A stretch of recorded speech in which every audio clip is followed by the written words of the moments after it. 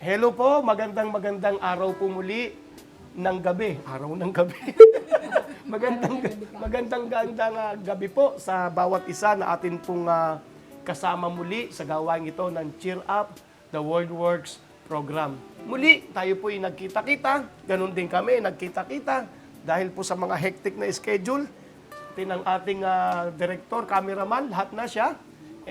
Hindi po natin na magawa na ang every once a week, no? Hindi na natin magawa. Pero ganun pa man, pag binigyan po kami ng pagkakataon ng Panginoon na makapagdaos po ng ating maisagawa, ang pag-aaral po natin sa programa ng Cheer Up, the Word Works, ay ginagawa po natin tulad po ngayon.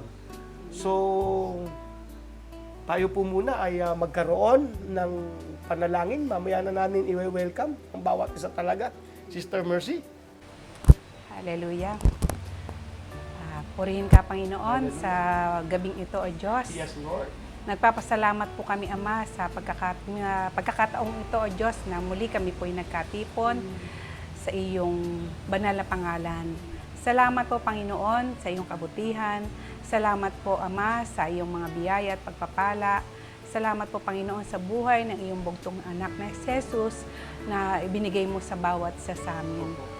Purihin ka, O Diyos, sa iyong mga salita na ihahayag sa gabing ito. At dalangin po namin, Panginoon, na ito po ay ang bawat salitang mahahayag mo, O Diyos, ay maging kabuhay ng bawat isang makakarinig. Maabot po nawa, Panginoon, ang bawat isang nakikinig, nakatuon sa programang ito na Cheer Up the Word Works program, na maging pagpapala sa kanila, Panginoon, ang mga salita mo, O Diyos, na maririnig, Panginoon, ng bawat isa. Tunay nga po, Panginoon, ang salita mo'y buhay at makapangyarihan. Hallelujah. At sabi nga po sa iyong salita, sabi po sa salita ng Diyos, mapalad ang taong may karunungan at pangunawa. Higit pa ito sa pilak at ginto at sa anumpamang mga mamahaling bato, walang anumang bagay ang maaaring ipantay dito. Magpapahaba ito ng iyong buhay, magpapaunlad ng iyong kabuhayan at magbibigay sa iyo ng karangalan. Wow. Ang karunungan ay magpapabuti ng iyong kalagayan. Mapalad ang taong may karunungan dahil magbibigay ito ng mabuti at mahabang buhay. Purihin ka, Panginoon, sa iyong buhay, banal, makapangyarihang salita. We thank you, Father. We thank you, Jesus. We thank you, Holy Spirit. Marami pong salamat sa katagumpayan ng gawain ito. Sa pangalan ni Jesus. Amen and amen.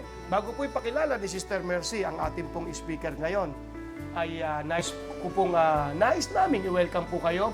Welcome po sa programang ito at muli nagsama-sama tayo.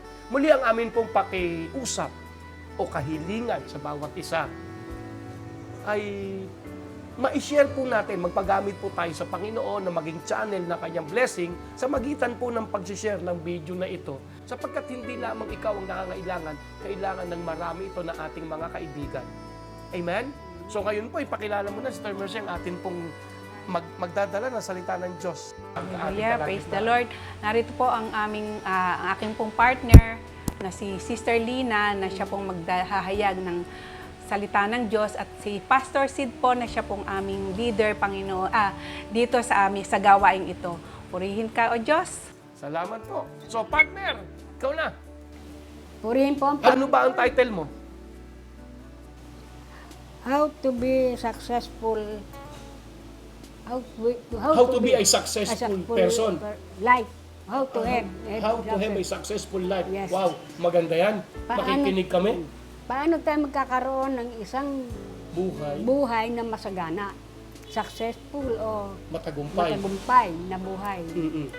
Magandang gabi pong muli sa bawat isa. Welcome po muli sa Cheer Up, the Word Works.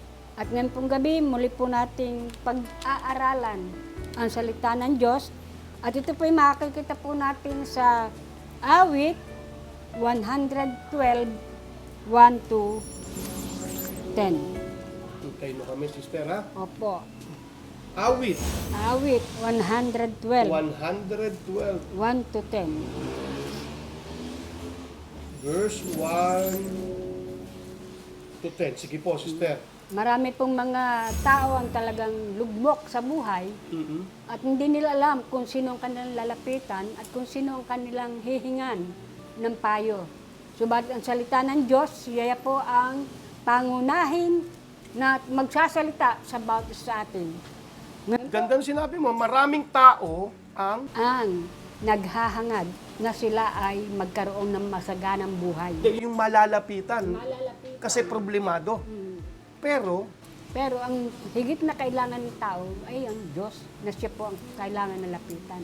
naalala ko no, meron ako pinost minsan, sabi ko, if you reject the Bible or the Word of God, you reject solution. Kaya kailangan po, Yan ang solution. manangan po tayo sa pangako ng Diyos. Sige po, sister. Okay. Babasahin po natin. Mag-umpisa po tayo. Sa ulitin ko po. Awit 112, verse 1 to 10. Mapalad ang tao na kay Yahweh ay gumagalang. Wow. At taos pusong sumusunod sa kanyang kautusan. 2. Ang kanyang lipi magiging dakila, pati ang angkan ay may pagpapala. Kagaya po ng aming pagsisirang kanina na kapag ang isang tao ay tumanggap sa ating Panginoon sa Kristo at manampalataya, buong sambahayan ay maliligtas. Ito po yung kanyang pinaka-supporting verse. Ang kanyang lipi magiging dakila, pati ang angkan ay may pagpapala. Buong angkan. Package, no? Galing ni Lord. Magiging sagana sa kanyang tahanan, pagpapala niya'y walang katapusan. Ibig sabihin, maapaw. Aapaw at aapaw yung pagpapala sa atin ng Diyos, sa bawat isa, lalo na sa mga hindi pa gaanong nakaka-relay sa salita ng Diyos.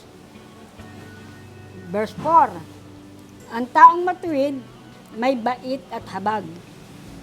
Kahit madilim, taglay ay liwanag. Wow. Kahit alam natin na yung ating buhay ay nasa kadiliman, pero pagliliwanagin tayo ng Diyos.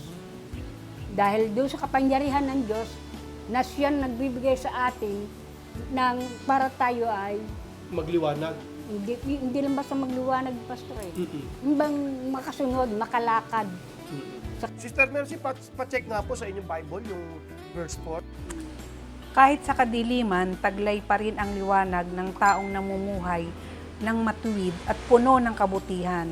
Ang taong matuwid, ang sabi ng Bible, ay ang mga taong tumanggap sa Panginoong Kristo. Ang Panginoong Jesus din ang nagsabi na, you are the light of the world. So, tayo po, kapag tayo pumunta, ang isang sumasampalataya sa Panginoon ay pumunta sa tao, sabi mo nga, na namumroblema, magliliwanag eh. Ibig sabihin, dala natin ng nakakaramdam dahil sa ang Panginoon ay nasa atin, kaya nga tinawag tayo righteous, ang kadiliman sa kanyang buhay. Walang dilim na tumatagal na kayang talunin ng liwanag eh. Taglay-taglay kasi liwanag na pinagkaloob Tuloy ng niyo, Diyos. kung magandang tinutumbok natin. Verse 5, ang pagpapautang nagiging mapalad kung sa hanap buhay siya'y laging tapat. Wow. So doon kapag tayo may hanap buhay, wala kang kabig gawin, kundi yung kabutihan ng Diyos, may bahagi mo doon sa nangangailangan. Tingnan nga po natin, Sister Mercy, sa inyong Biblia. Verse 5 po. Opo. Pagpapalain ang taong mapagbigay at nagpapahiram at hindi nandaraya sa kanyang kabuhayan, hanap buhay. Oo naman. Iisa-isahin mo ba mamaya ito? Ito yung mga ito yung mga paraan para maging matagumpay ang buhay eh. No? Ito No? po yung sikreto ng Diyos sa atin. Oo. Inihahayag. Grabe eh, no? Pakiulit po, Sister Mercy. Pagpapalain ang taong mapagbigay at nagpapahiram at hindi nandaraya sa kanyang hanap buhay. So pero pag hiniram, dapat ibinabalik. Kasi, di ba? Para pagpalain din yung nanghiram. Mahalaga yun. Kasi iba yung, kita mo dalawa yan. Pakiulit po, Sister Mercy. Pagpapalain ang taong mapagbigay at nagpapahiram. So ibig sabihin, iba yung bigay, iba yung hiram. Pero pagka sinabing hiram, Hiram? kailangan ibabalik. Oo, mas maganda yun eh, no? Sikreto yan eh. Para ikaw para yung nakahiram. Kasi dalawa eh, in-specify ng salita ng Diyos eh. Ang taong nagbibigay at nagpapahiram. Dapat maintindihan po natin, isa yan sa mga, ito habang nakikinig ka, ikaw yung kaibigan mo, ano? Hindi ito yung with love. At alam kong matatanggap ng taong nakakadinig eh. Kung mali man yung taong nakakadinig, hindi siya mako-condemn, kundi marirealize niya. Ito pa lang, yung ating binabasa self-explanatory, kaya ng ikaw mismo no? Mapapaliwanag, no? At ito isang paalala. So marami ito mamayang iisa-isahin natin ng Tuloy po, sister.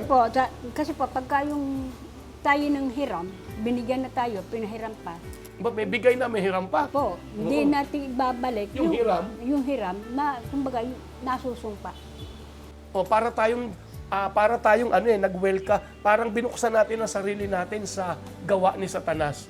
Hindi tayo sinusumpa ng Diyos kasi hindi nang susumpain ng Diyos sa pinagpala niya eh. Pinagpala niya lahat ng tao, no? Kaya lang, ang nangyayari, binubuksan natin, remember, may gawa si Satan. So, binubuksan natin tayo mismo, unknowingly, hindi natin naintindihan, binubuksan natin ang pintuan ng buhay natin para sa trabaho ni Satanas ay dahil inuna mo na yan, so isa po yan, no? Kapag ang isa po at nating hiram ay hindi po natin ibinalik, wala namang sinabi diyan na parurusahan ng Diyos ang hindi nagbalik. Kaya lang, binubuksan natin ang ating sarili para makagalaw si Satan. Kasi ang hindi pagbabalik ng hiniram ay hindi galing sa Diyos, galing kay Satan. Okay? Tuloy po. Sa verse 6, hindi mabibigo ang taong matuwid, di malilimutan kahit isang saglit. Hindi rin tayo makakalimutan kapag yung katuwiran ng Diyos ang ating susundin. Lagi tayo susunod sa kanyang kalooban. Kahit kailan. Amen. Yung ating ginawang kabutihan sa kapwa, lagi itong maaala-ala. Ay, si ganun. Ang ganda ng ginawa niya sa buhay ko. Totoo Yan, yun. No? hindi po ba? Totoo yun. At isasama mo pa siya sa prayer. Totoo yun. Sa verse 7, masamang balita ay hindi nagigitla, matatag ang puso't kay Yahweh tiwala. Nagigitla, ibig sabihin, nagugulat. Sino tong taong ito na sinasabi sa verse 7? Yung taong matuwid, marunong magbigay, marunong magpahiram. Pakibasa po, Sister Mercy. Ito no? Yun lang, lumakad ka ng ganun pero mamaya natin sasabihin, papaliwanag, sasabihin ko po, na hindi mo yan malalakaran kung, yun yung pinali. Sige po, Sister Mercy, verse 7. Verse 7, hindi siya matatakot sa masamang balita. Wow! Teka. Sa dami ng masamang balita. Ibig sabihin, pwede palang hindi tayo matakot. At ang sinasabi niya na hindi matatakot sa masamang balita ay yung binanggit doon sa verse 1, Sister Mercy. Ito yung taong yon. Mapalad ang taong may takot sa Panginoon at malugod na sumusunod sa kanyang mga utos. Yun. Simple lang naman So, himayin na natin, konti-konti. Pero itutuloy niyo po yan, ha? Para wag tayo. Yung sinasabi sa verse 7 ay yung taong Matuwid. Nipahiram. Hindi. Makikita sa verse 1. Yung sinasabi sa verse 7 na hindi matatakot sa mga masasamang balita ay Mapalad ang taong may takot sa may takot sa Panginoon Panginoon. at malugod na sumusunod sa kanyang mga utos. Tapos, ang sabi pa, verse 5. Pagpapalain ang taong mapagbigay So, yung taong mapagbigay at nagpapahiram. yan yung mga taong sinasabi sa verse 7, pakibasa po, Sister Mercy, Hindi siya matatakot sa masamang balita dahil matatag siya at buong pusong nagtitiwala sa Panginoon. Amen. Hallelujah. Kayo po na Amen. Yung mga nagsasabing, hindi ko na alam ang gagawin. Panginoon, ano ba naman itong nangyayari sa buhay ko? Hindi yan kagagawan ng Diyos. At eto ngayon, dahil sa iyong mga panalangin, tinutugon ka ng Panginoon, eto ang salita niya. Libre, walang bayad. Ipananalangin nyo rin kami lagi na magkaroon kami lagi ng time. Amen? Na magawa po ito. Ito po'y para sa atin at para sa inyo at sa amin. Napakaganda po ng ating pinupuntahan na tinutumbok At muli nagkita-kita tayo at etong ating napag-uusapan. Amen? Pag kami-kami na lang, saka na namin pag-uusapan chismis ng kapitbahay. Joke lang po. No, diba? Tuloy niyo po, sister. Nasa 7 po tayo. Verse 8 na. Oh, 8. Okay. Wala siyang takot, hindi nangangamba. Alam na babagsak ang kaaway niya. Ibig sabihin, kahit na anong pagbabanta ni Satanas sa buhay natin, hindi tayo magigitla o magugulat man. At sino man taong nais gamitin ni Satanas, hindi tao ang kalaban natin, pero wag po kayong mag-alala. Iginagawa kayo ng masamang baba. Sa opisina, mapopromote ka, tapos igagawa ka ng masamang balita ng iba para hindi ka ma-promote. Huwag kang mag-alala doon. Pakibasa sa Sister Mercy, verse 8. Hindi siya matatakot o maguguluhan dahil alam niyang sa bandang huli makikita niyang matatalo ang kanyang mga kalaban. Yun eh, hanggat hindi ka pa nananalo, hindi pa tapos ang laban. Yan eh. Amen? So pwede palang talaga, hindi ka maguluhan. Kaya yung mga naguguluhan, ito po, ako po may suggestion. Bago uli kami makapag-online ng panibagong makapag-ere ng programang Cheer Up the World Works, balik-balikan mo to kasi hindi mo to maintindihan sa una kagad eh. Wala namang bayad yun eh, no? Balik-balikan mo yung video na to, yung programang ito, yung episode na ito, di ba? At ang lahat ng mga na-i-upload na namin. Mamili ka doon. No? Nag-upload tayo, meron po tayong Cheer Up the World Works. At yung YouTube natin, Associate Direct, nandun, mamaya tatanong natin. Meron po tayong YouTube channel. I think sa The Life Giving Spirit Church nilalagay ito eh. Sa The Life Giving Spirit Church YouTube channel. So, marami po doon. Ito po yung kailangan natin eh. Grabe. Hindi. Pakiulit nga po, verse 8, Sister Mercy. Hindi siya matatakot o maguguluhan Yun ang mahalaga eh, hindi maguguluhan eh. dahil alam niyang sa bandang huli makikita niyang matatalo ang kanyang mga kalaban. Hanggat hindi ka nananalo, hindi tapos ang laban. Huwag kang mag-alala anumang paninira ng iba. Hindi tao ang kalaban natin, ngunit ang nais ng Panginoon ay maging payapa ka. Kaya nga matagumpay na buhay eh, no? Maging payapa ka na huwag kang matreten. Huwag kang mag-alala sa kanila. Dahil unang-una mahal din sila ng Diyos eh. At ayaw din ng Diyos na mapahabak sila eh. Kaya huwag kang mag-alala. Tuloy po. Verse 9. Verse 9. Nagbibigay sa mga nangangailangan, pagiging matuwid niya'y walang hanggan, buong karangalan siya'y itataas. Meron ako napapansin sa Lord, no? Napakahalaga sa kanya nito. Pakibasa po ulit. Binanggit din to kanina eh, no? Sa 7, sa 5 ba o 6? Pakibasa po ang 9, Sister Mercy. Nagbibigay siya sa mga dukha at ang kanyang kabutihan ay maalaala magpakailanman. Binanggit na to kanina eh, no? So, ang Diyos na, mainulit sa 9, napakahalaga po na marunong talaga tayong magbigay. Naalala ko, may malapit sa akin noon sa message, ay kwento ko na sa inyo yun eh, no? Wala akong hawak na, pero nung araw na yun, hindi ko pinansin muna yung message niya. Tapos nag-message pa to sa akin, nagbato pa ng message to sa akin, kasi kumusta, nagmahalaga yan eh, no? Kami po, nagpapasaan kami ng message, Bible verse. Nagbato siya ng message, at ang sabi dun eh, wag mo, wala siyang kaalam-alam eh, na kailangan ko ng word ng Lord, na wag mo, ang siya ika na nagtatakip ng tenga at mata sa mga nangangailangan ay hindi maganda. Sabi ko, okay ka Lord ha? Kaso walang pera. Maya-maya may nagpadala naman.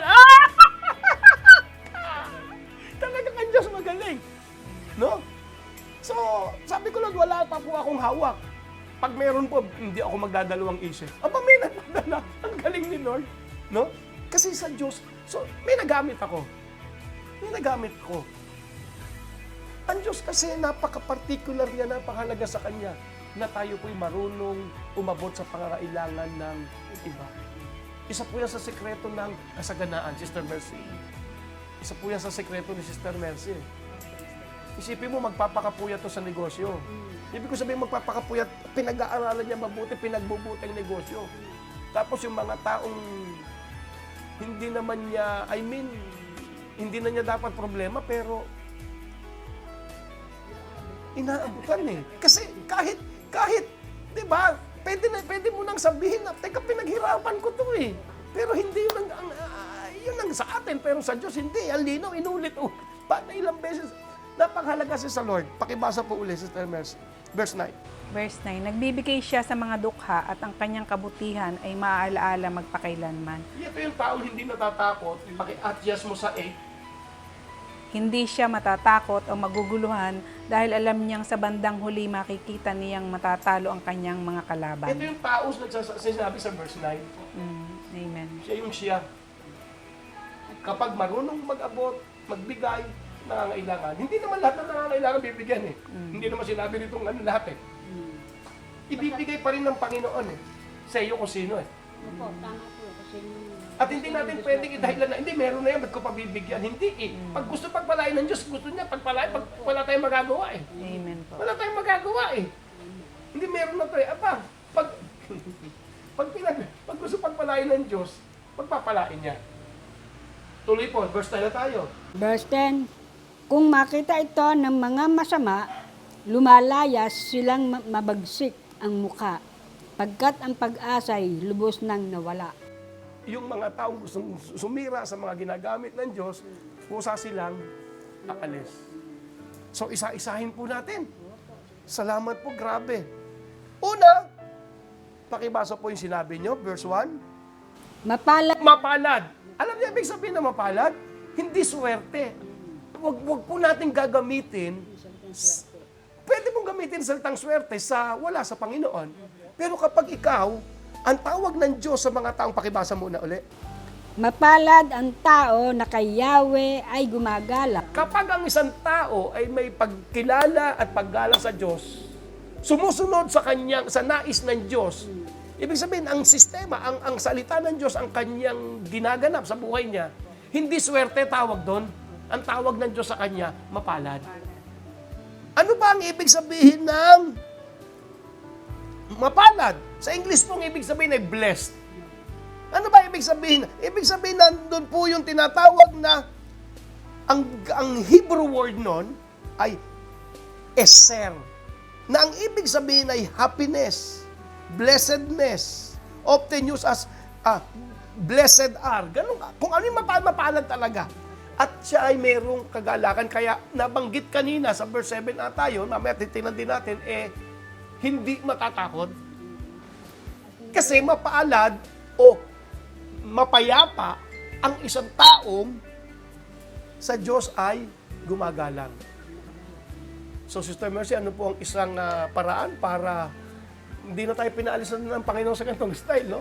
Para sa, ano yung sabi mo, blessed, matagumpay, pinagpalad, matagumpay na buhay, mapalad ang taong ang ganda po ng version sa inyo sa verse 1. Mapalad ang taong may takot sa Panginoon at malugod na sumusunod sa kanyang mga utos. Malugod.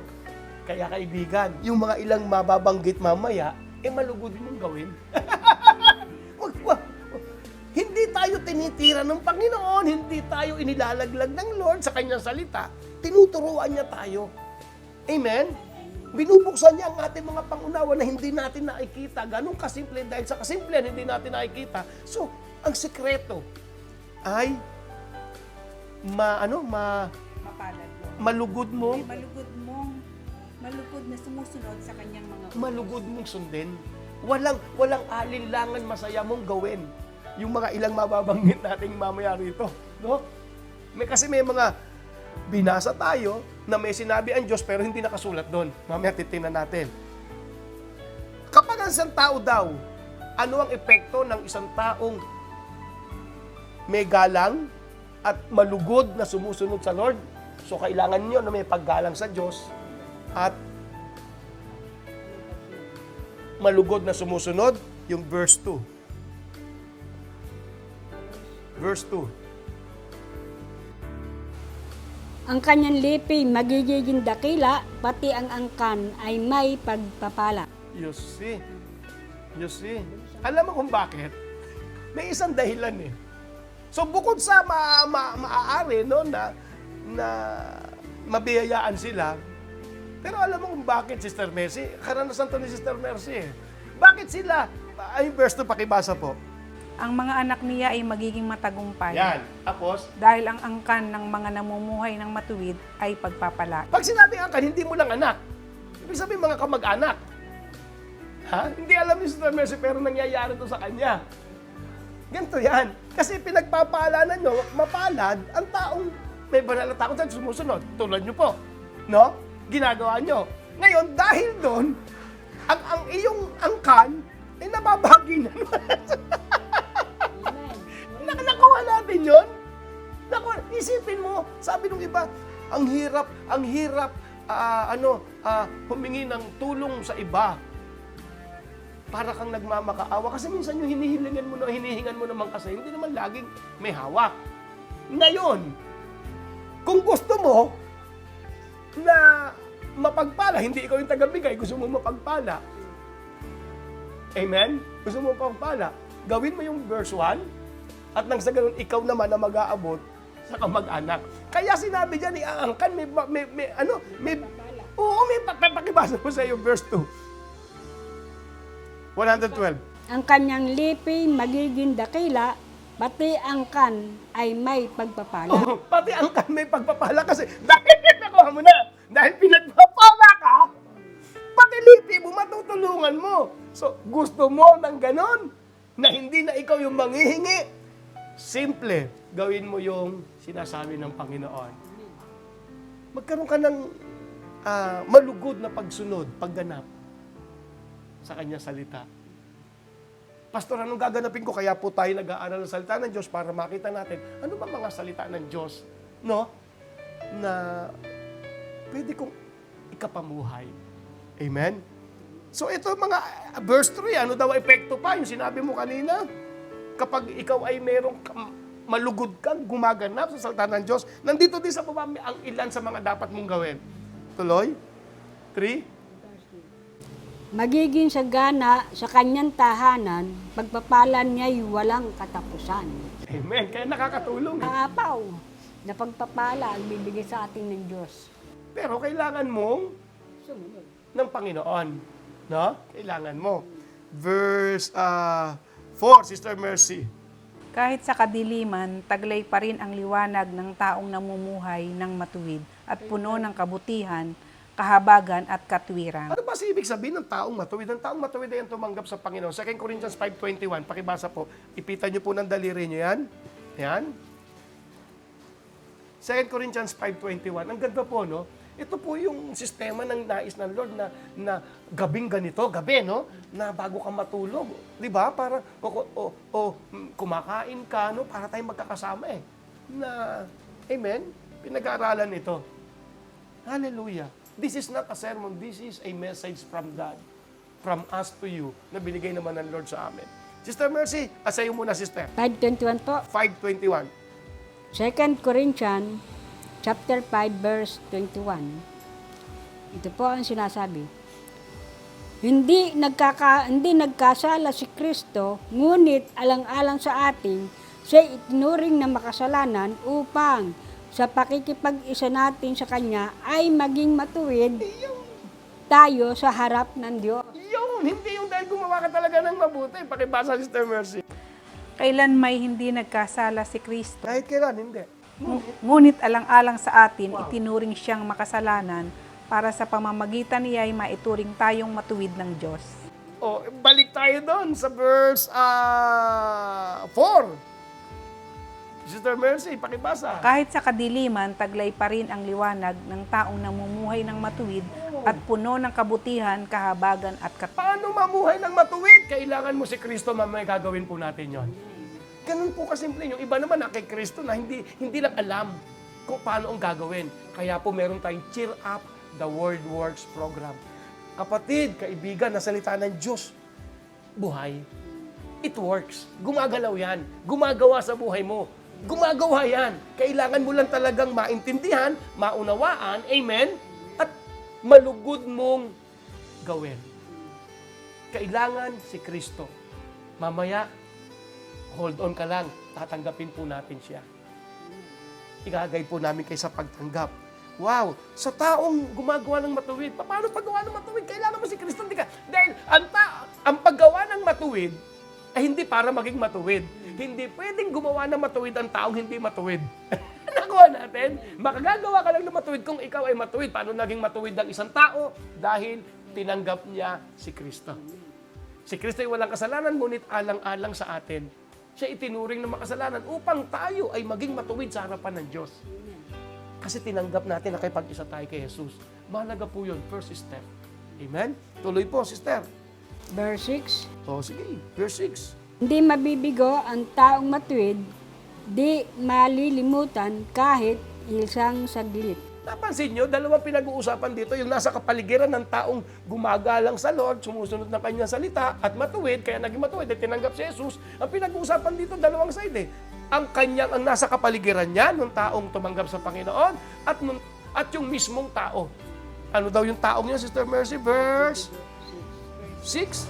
Tiyak na magiging matatag ang kanyang kalagayan at hindi siya makakalimutan magpakailan. Kasi yung matatag, mahalaga na yun eh. Kasi maraming mabuhay eh.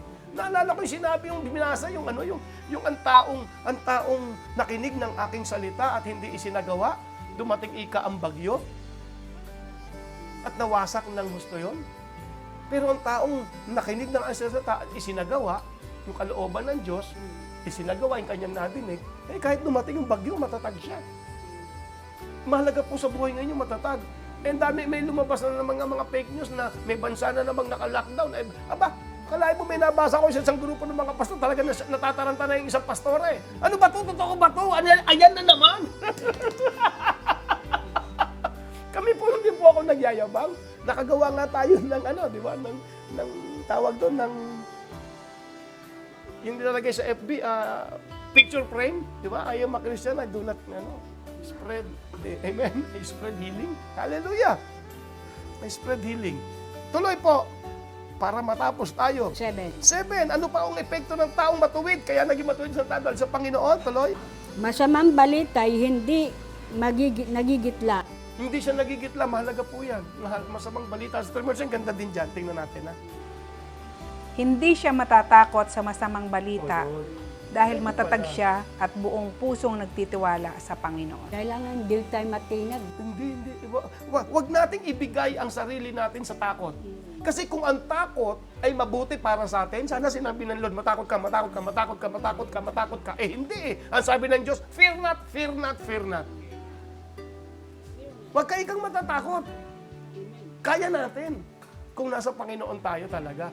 At ito yung mga, sinabi dito sa bandang taas, basahin niyo po ito, Psalm 112, simula 1 hanggang 10. Alam niyo po,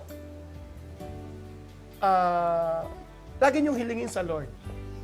Kami pong tatlong magpa-partner sa gawain ito. Una, nag-iisa naman ako dito eh. Pero hindi ginusto ng Lord na nag-iisa ako. Nilagay po ang dalawa na kapatiran kong ito dahil gusto ng Lord. At nung makita kong gusto niya, kinausap ko po sila at purihin ng Diyos, hindi po sila tumanggi. Oo. At ang isa sa maganda dito, pagkasama ko sila, pagkatapos may pagkain na po. Iba eh, no? Iba ang fellowship natin. Always welcome this program sa inyo pong tahanan, sa biyahe. Welcome. I-welcome nyo. At maganda po magiging samahan natin. He shall not be afraid.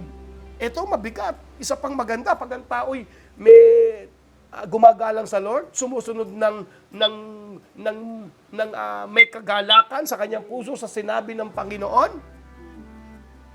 Ito ang sabi, binasa natin kanina, 7, ano? Hindi siya matitinag. Hindi yun na po ba, sinabi kanina? Verse 8 ngayon, sisters, kasi Wala siyang takot, hindi nangangamba, alam na babagsak ang kaaway. ibig sabihin, wow, no? Mahalaga yung hindi siya matatakot eh. Hindi sinabi ng Diyos, aalisin ko ang takot. Hindi eh. Kaya wag mo sabihin, Lord, alisin mo ang takot sa aking puso. Ang sabi ng Bible, hindi kita binigyan ng espiritu ng pagkatakot. Kailangan mo magdesisyon. Ibig sabihin, may tao mang gustong sumira sa iyo. Pakibasa po si Mercy verse 8. Hindi siya matatakot o maguguluhan dahil alam niyang sa bandang huli, makikita niyang matatalo ang kanyang mga kaaway. Hindi natin gustong bumagsak ang ating kaaway sapagkat hindi tao ang kaaway natin, kalaban. Pero, ang tawag pa rin ng Bible doon sa gustong sumira sa iyo, kaaway. Pero hindi niya gustong awayin mo. Pero bahala na ang katotohanan doon. Huwag ka, ang dapat mong gawin ay isagawa ito, ay, ako ay tumanggap sa Panginoon, ako'y righteous sa harapan ng Diyos, hindi ako dapat mangamba. Kailangan mo kausapin na sarili mo, huwag ka lang sasagot. Pag sumagot ka, conference na yun, delikado na yun. No, kailangan mo kausapin. Kapag ikaw'y natatakot o nararatel, no? O nagigitla, parang ganun. Dahil sa ginagawa ng iba, kausapin mo sarili mo. Hindi ako dapat matakot, hindi ako dapat magulumihanan. Huwag ka na lang sasagot, oo nga, hindi dapat. Wag. Isalig lang yung ating ang ating Kausapin mo, paalalahanan mo ang sarili mo. Kasi bakit? Kasi tumanggap ako sa Panginoong Hesus, kasama ko siya. Marami pa po tayong mga pag-aaralan. Tuloy, huling-huli, meron dito yasa na yung nagbibigay, Sister Mercy? Verse 9. 5. Pakibasa, Sister Mercy. Pagpapalain ang taong mapagbigay at nagpapahiram at hindi nandaraya sa kanyang hanap buhay. Pakiulit. Pagpapalain ang taong mapagbigay at nagpapahiram at hindi nandaraya sa kanyang hanap buhay. Verse 1. Mapalad ang taong may takot sa Panginoon at malugod na sumusunod sa kanyang mga utos. Sa sinabi ng Diyos, amen? Sa kanyang utos, sa sinabi ng Diyos, yun yung utos. At ano daw, ang isa sa utos o nais ng Diyos, yung verse 5, ano yan?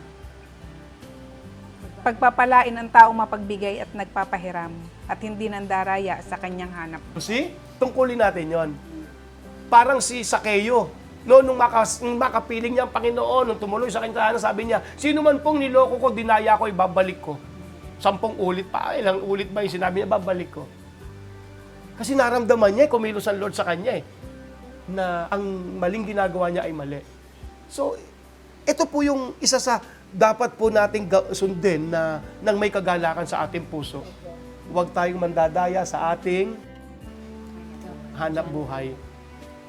Hindi lang negosyo to, hanap buhay to, ibig sabihin pinagkakakitaan. Ibig sabihin, kung kayo nagtatrabaho sa company, huwag mong dadayain. Sa oras, sa anuman. Huwag, kasi ang Diyos ang magsusukli ng pagpapala sa iyo Ito po yung mga simpleng bagay na kapag taos-puso nating sinunod, sa atin ng pagpapala. Mapalad, ang sabi ng verse 1. Paulit-ulit nga no? Galing! Ang nagbibigay, so mahalaga, simulan mo na magbigay. Pastor, mahinap, wala akong pera Alam mo bang mas may pera ka pa minsan sa iba? So sila ang pwede. Lagi ko sinasabi noon yung nagsisimula po ako magturo ng pagtulong. Pastor, wala naman akong pantulong Alam mo ba may taong mas mahirap sa'yo? Mahirap ka lang, sabihin mo. May taong mas mahirap sa'yo. Doon ka magsisimulang tumulong at unti-unti aangat ka. Totoo po yan. Hindi problema yung tutulungan dahil may taong laging mas nangangailangan kaysa sa'yo. Kung ang kailangan mo ay 500, ang kailangan ng isa ay piso lang. 2 piso. Doon ka magsimula. At mangyayari sa sinabi ng pagpapalain ng Diyos ang marunong magbigay at magpahiram. At kung pag nagpahiram ka, huwag mo nang meron talagang hindi nagbabalik. Ang Lord na magbabalik noon, huwag mo nang pasakitin ang ulo mo, bagamat sa susunod matuto ka na. Kasi iba yung pahiram, iba yung bigay. So, ang nagpapahiram, kaya pahiram yan, alam mong nagbabalik. Pag hindi nagbabalik, ako ganito, huwag mong pahiramin, bigyan mo. Hindi, kasi ganito, no? O gali, o ganito. At sabihin, pahiram mo naman po ng mga, halimbawa, sabihin natin, 1,000. Alam ko hindi nagbabalik. Meron ako rito, 500, sa iyo na lang. Ako mo? Hindi ganun ang ginagawa ko. Para wala siyang maging problema. Total, ang nagpapahiram at nagbibigay, pareho ng biyaya hindi na sumakit ang ulo ko sa 1,000 dahil hindi binalik, 500 ito. Balik man at hindi. Bigay na yun Diba? Bigay na yun Bigay na yun. Minsan naman, naintindihan ko dahil sa kahirapan siguro ng buhay, mayroon naman nagdala sa akin ng isang gamit. Alam ko, nakaw. Sabi ko, ay, ganito na lang. O, ito, ang pera. Hindi ko kukunin yan. Para kumita ka, ibenta mo na lang sa iba. No? Magsimula tayo doon sa taong mas nangangailangan. Kasi kung tayo may pangangailangan, may tutulong sa atin. At may taong pwede rin tayong tulungan. At ang sabi ng Diyos, mapalad ka pag tumutulong ka. Huwag mong ilagay sa sarili mo na ikaw lang lagi ang nangangailangan. Meron ding taong nangangailangan naman sa'yo. Meron. Meron. Kasi ang ibang tao, yung kalagayan mo yun, gusto niya yan. Marahil ikaw gusto mong kalagayan ng iba, pero may taong ang kalagayan mo gusto nila kasi mas angat ka sa kanila. Sila yung pwede mong tulungan. Kapag ginawa mo yun, ano daw mangyayari? Verse ano yun? 5? Ako po ba, Pastor? Sige po. Pagpapalain ang taong mapagbigay at nagpapahiram at hindi nandaraya sa kanyang hanap. Dito, utang nga eh. No? Yun, pag sinabing hiram, utang. Pakibasa. 5. Ang mapagpautang nagiging mapalad kung ang hanap buhay niya ay laging tapat. Oh, so, mas malawak pa nga Sa hanap sinabi nito. buhay niya ay laging tapat. Ayan. Oo.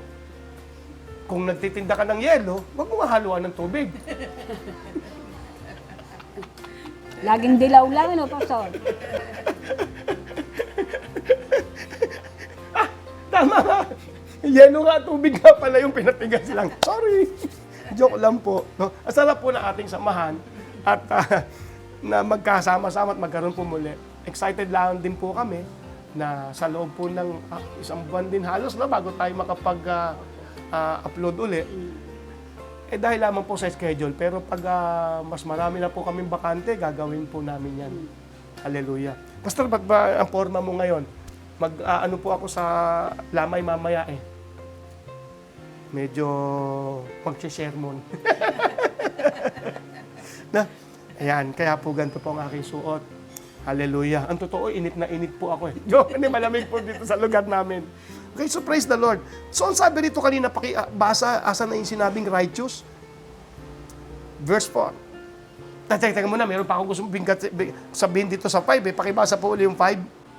Pagpapalain ang taong mapagbigay at nagpapahiram at hindi nandaraya sa kanyang hanap buhay. Ito'y sinabi ng Diyos, pero hindi mo mababasa. Ang sabi diyan, ang nagpapahiram. So, ang bawat stick ay merong dalawang dulo. Di ba? Ito. Halimbawa, ito. Dalawa po dulo niyan. E dito isang dulo na sinabing nagpapahiram. Ibig sabihin, yung isa pinahiram. So, kung pinahiram ka, ugaliin po natin na ibalik po natin. Ibalik po natin. Kasi mahalaga po yun. Mahalaga po yun. Mahalaga yun. Hindi, huwag ka maglala sa una mo lang, kala mo magigipit ka pag ibinalik mo. Bawa, nagkapera ka, una-una nagkapera ka. Yung hiniraman mo, bawa, humiram ako sa'yo ng 500, nagkaroon ako ng 600, hindi akin ang 500 doon. Kasi meron akong hiram. Kung pinagpala ako ng Diyos na 600, hindi akin ang 500 doon. Kailangan ibalik ko doon sa hiniraman ko yung 500. Meron po akong dagdag, Pastor. Oo. Kapag po tayo nagbibigay, hindi po kawalan sa atin yun. Amen. Kundi yun ay lalo tayong pagpapalain ng Diyos. Ayun, pintuan ng pagpapala ng Lord. Yan ang mga, kumbaga, susi yan para pambukas natin yan ng pintuang nakasara. At kapag tayo marunong magbigay sa biyaya ng Diyos, nabubuksan yung pintuan ng pagpapala at dumadaloy sa atin. Pag hindi naman, ayun na nga, sumpa ang nangyayari. Sumpa. Kaya kita mo hindi mo napansin, yung iba nagtataka, lagi na lang ganito, kulang kami. Tingnan mo kasi. Amen? Tulad na ng pag-aaralan natin. Totoo po ang salita ng Diyos, the word works. Baka meron kang pwedeng i-adjust o baguhin. Baguhin. Itong nadinig mo ngayon, isa katuparan mo. Pero kaibigan, hindi mo ito maisa sa katuparan kung wala ang Panginoong Hesus sa buhay mo. Magkikita-kita pa pumuli tayo, pero hindi po natin pwedeng sayangin ang pagkakataong ito. ng pagtanggap sa Panginoon.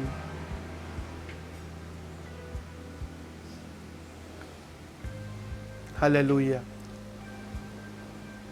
Ang Panginoong Hesukristo po ay kailangan po natin sa ating mga buhay. Meron po akong ginawang prayer dito. Nung pagtanggap sa Panginoon, pwede niyo po ba kaming i-lead? Babasahin niyo po. Okay, hindi naman po yan mawawala. Huwag niyo lang hahawakan. Ayan. So, Sister Mercy po ang magli-lead sa atin at tutulungan po namin kayo sa pagsunod. Sister Mercy, ito pong pagpanalangin ng pagtanggap sa ating Panginoong Jesucristo. Remember, 2 Corinthians chapter 5, verse 21. Si Jesus ay walang kasalanan, ngunit ginawang kasalanan alang-alang sa atin. Nang sa ganun tayo po, dahil nakipag-isa kay Jesus, ay maging katwiran. At lahat po yung binasa natin, awit 112, na righteous na tinatawag doon, yun yung mga taong tumanggap kay Jesus. Kaya inaanyayahan ka namin sa pangunguna po ni Sister Mercy at sa tulong po namin ni Sister Lina, ay sama-sama tayong tumanggap sa ating Panginoon. Sige po, Sister Mercy. Hallelujah. Sige po, tayo po'y manalangin ng panalangin pagtanggap sa ating Panginoong Hesukristo. Panginoong Hesukristo, Panginoong Hesukristo, sa oras pong ito, sa oras pong ito, binubuksan ko po binubuksan ko po ang aking puso, ang aking puso, ang aking buhay ang aking buhay para sa iyo. para sa iyo. Panginoong Hesukristo, Panginoong Hesukristo, tinatanggap kita tinatanggap kita bilang aking Panginoon. bilang aking Panginoon. Nananalig po ako Nananalig po ako at nananampalataya at nananampalataya na ikaw, Panginoong Hesukristo, na ikaw, Panginoong Hesukristo, ay namatay para sa akin ay namatay para sa akin. at matapos po ang 3 araw, At matapos po ang 3 araw, ikay nabuhay na maguli. ikay nabuhay na maguli. Panginoong Jesus, Panginoong Jesus, salamat po salamat po sa kapayapaan, sa kapayapaan, sa kaayusan, sa kaayusan, sa sa katagumpayan katagumpayan na mga tatamasahin ko na mga tatamasahin ko matapos kitang tanggapin. matapos kitang tanggapin. Panginoong Jesus, Panginoong Jesus, salamat po salamat po sa buhay na walang hanggan. sa buhay na walang hanggan. Salamat po Salamat po sa karapatang sa karapatang maging anak ng Diyos. maging anak ng Diyos. Panginoong Hesukristo, Panginoong Hesukristo, ikaw na po ikaw na po ang maghari sa akin. ang paghari sa akin. Amen. Amen. Wow. Congratulations kaibigan sa ginawa mong yon. Pagtanggap mo sa Panginoon, ang Panginoon ay makakasama mo sa buhay mo at naging righteous ka sa harapan ng Panginoon. So paano? Babay ka muna sa kanila, sister. God bless everyone. Salamat Sister po sa Mercy. inyong pagmamahal. Ako rin po, Pastor Sid, nagsasabi po sa inyo ng Cheer up, the word works. Bye-bye. Amen. God bless.